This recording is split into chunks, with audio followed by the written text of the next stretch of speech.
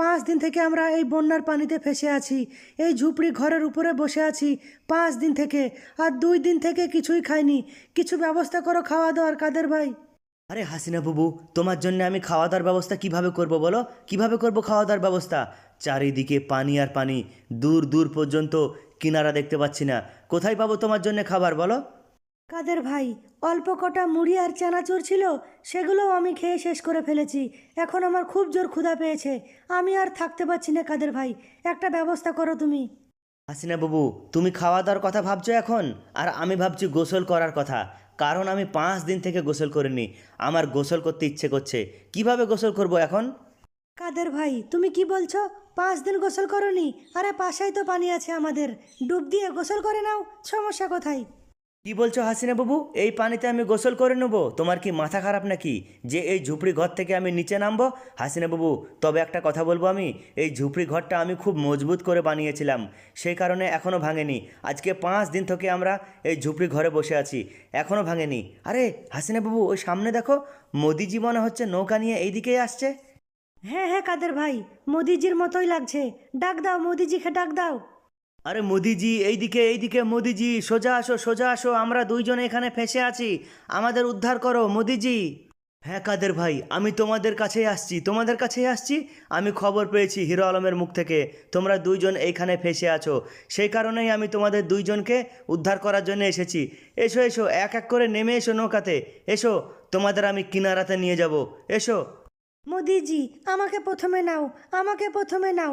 আর একটু সামনে এসো তুমি, অত দূরে কেন দাঁড়িয়ে আছো?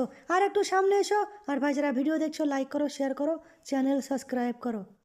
মোদিজি, পানিতে হেঁটে হেঁটে পা হাত সব ব্যথা হয়ে গেল, আর হাঁটতে পারছি না আমি। একটু সাইকেলে বসবো, সাইকেলের পিছনে বসবো, আর তুমি টেনে নিয়ে যাবে। আরে যাও হাসিনা বাবু, তুমি সাইকেলে বসলে তোমাকে আমি কিভাবে টেনে নিয়ে যাব, কিভাবে টেনে নিয়ে যাব? আর তুমি একা হেঁটে আসছো বলো?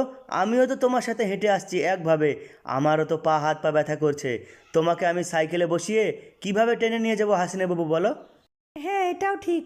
কিন্তু মোদিজি, একটা কথা বলো, আর কত দূর বাকি আছে কিনারা আসতে? কত দূর বাকি আছে? 2টা গ্রাম ফেলে আমরা আসছি, কিন্তু তারপরেও কিনারা খুঁজে পাইনি। কোথায় যাচ্ছি আমরা, কিছুই বুঝতে পারছি না। কাউকেও তো দেখতে পাচ্ছি না যে কোনো কথা জিজ্ঞেস করব। আরে ওই তো একজন মনে হচ্ছে মাছ বিক্রি করতে করতে এইদিকেই আসছে। ও বোন, বলছি এখান থেকে কিনারা আর কত দূর? কিনারা আর কত দূরে পাবো আমরা?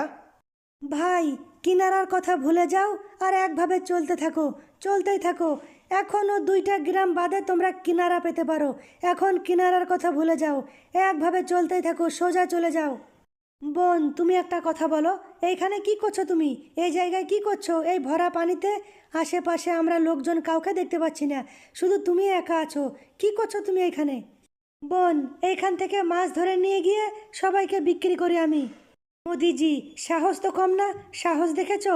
একটা মহিলা বেটি মানুষ হয়ে এই ভরা পানিতে মাছ ধরে নিয়ে গিয়ে গ্রামে লোকজনকে বিক্রি করে। আমি তো অবাক হয়ে গেলাম। সত্যিই তো হাসিনা বাবু, আমিও অবাক হয়ে যাচ্ছি কথা শুনে। হাসিনা বাবু, তুমি আমার সাইকেল ধরে নাও, পানি কিন্তু বেড়েই যাচ্ছে, পানির স্রোতও আসছে, তুমি ভেসে যেতে পারো। সাইকেল ধরে নাও, তোমাকে আমি আস্তে আস্তে করে নিয়ে যাচ্ছি। আর ভাই, যারা ভিডিও দেখছো লাইক করো, শেয়ার করো, চ্যানেল সাবস্ক্রাইব করো।